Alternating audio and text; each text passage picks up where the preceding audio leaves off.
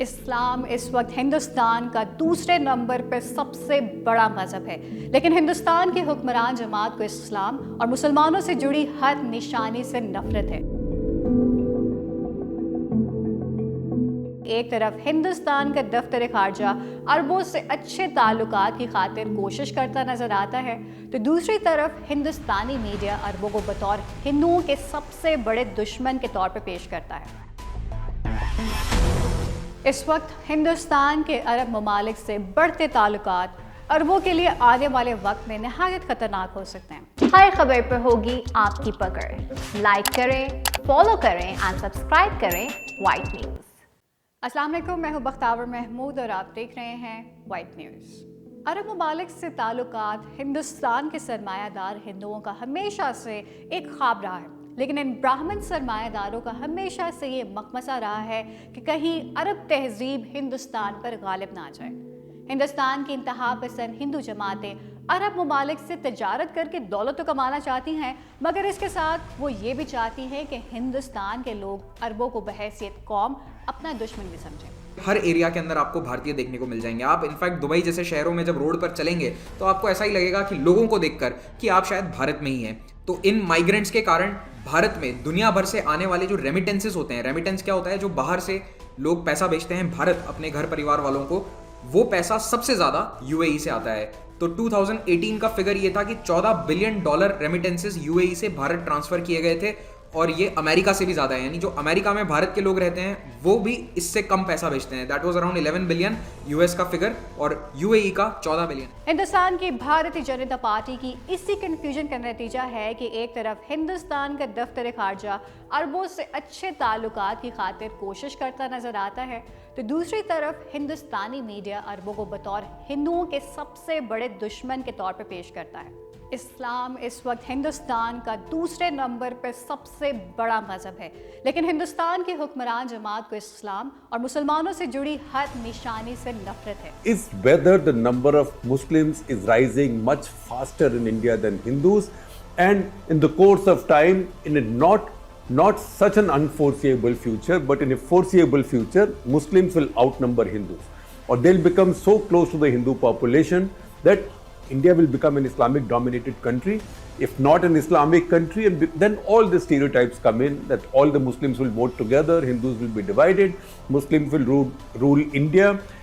यही वजह है कि हिंदुस्तान में हर इस जगह का नाम तब्दील कर दिया गया है जिसमें से इस्लाम की कोई निशानी झलकती थी। इस्लाम से नफरत यहाँ तक है कि हिंदुस्तान में कोरोना वायरस के फैलाव का जिम्मेदार तबलीगी जमात को करार दिया गया, जो कि बाद में साबित हुआ कि हिंदुस्तान में कोरोना वायरस मशहूर हिंदू त्यौहार कुंभ के मेले से फैला था। कपड़ों के एक ब्रांड ने दिवाली के इश्तिहार के लिए उर्दू अल्फाज का इस्तेमाल करने की गुस्ताखी सर अंजाम दी, जिस पर हिंदू कौम परस्त गिरोह हिंदुस्तानी निजात ज़बान को निशाना बनाने लगे।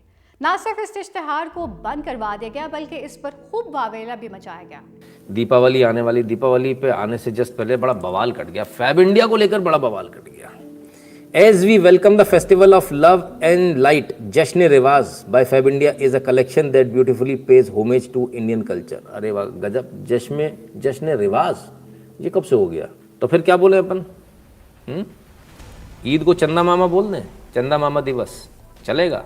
अभी वो गला काटने आ जाएंगे, खट खट खट। बोल के देखो फैब इंडिया को हम कहते हैं, आप ये भी बोल के देखो। हिंदुस्तान में हुकूमती हिमायत याफ्ता राष्ट्र स्वयं सेवक संघ और बजरंग दल फ़कत इसलिए उर्दू से नफरत करते हैं क्योंकि ये अरबी हरूफ तहज्जी में लिखी जाती हैं। हिंदुस्तानी फिल्मों में अगवानियों को भी नहायत गलत अंदाज में पेश किया जाता है, और ख़ास तौर पर अगवान बाशिंदों को हम जिन्स परस्त के तौर पर भी पेश किया जाता है, जिसकी हालिया मिसाल नेटफ्लिक्स पर मौजूद मशहूर Indian web series war of blood है, जिसमें अफगान तालिबान लीडर को मदरसे के बच्चों से जिनसी ताल्लुकात कायम करते दिखाया गया है।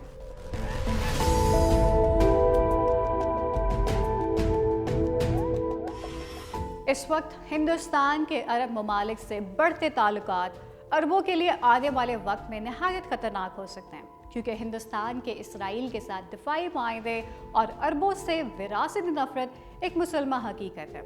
यही वजह है कि इस बात की गारंटी नहीं दी जा सकती कि हिंदुस्तानी पासपोर्ट पर अरब ममालिक में दाखिल होने वाले मुसलमान वाकई मुसलमान हैं या कोई हिंदुस्तान का जासूस है। रेसिप्रोकेटिंग टेरिटरी वो देश हैं या वो एरियाज हैं जिन्हें भारत की ओर से ये अनुमति दी गई है कि वहाँ के कुछ कोर्ट जो फैसला देंगे वो भारत में लागू किया जा सकता है। बिल्कुल सिंपल सा अगर इसका मतलब बताऊँ तो ये है। और ऐसा नहीं है कि यूएई की जो भी अदालत फैसला दे देगी वो भारत में एनफोर्स किया जा सकता है, नहीं। कुछ डेजिग्नेटेड अदालतें हैं जिनका जिक्र किया गया है इस ऑर्डर के अंदर, उन्हें सुपीरियर कोर्ट्स कहा जाएगा। उन अदालतों से आया हुआ आदेश भारत के डिस्ट्रिक्ट कोर्ट में एनफोर्स किया जा सकता है। तो इसमें सिविल, कमर्शियल, डिवोर्स केसेस, ये सभी का एग्जीक्यूशन हो सकता है। क्रिमिनल के लिए ये लागू नहीं है। पाकिस्तान में दहशतगर्दी फैलाने वाले मशहूर हिंदुस्तानी जासूस कुलभूषण जाधव भी हुसैन मुबारक पटेल नामी मुस्लिम पासपोर्ट पर ही पाकिस्तान में दाखिल हुआ था। अरब ममालिक अब हिंदुस्तान का असल चेहरा समझ रहे हैं। यही वजह है कि मुत्तहिदा अरब अमीरात की एक शहजादी ने हिंदुस्तानी मीडिया के जी न्यूज़ के एंकर सुधीर चौधरी को अदम बर्दाश्त का अलमदार दहशतगर्द करार दिया है।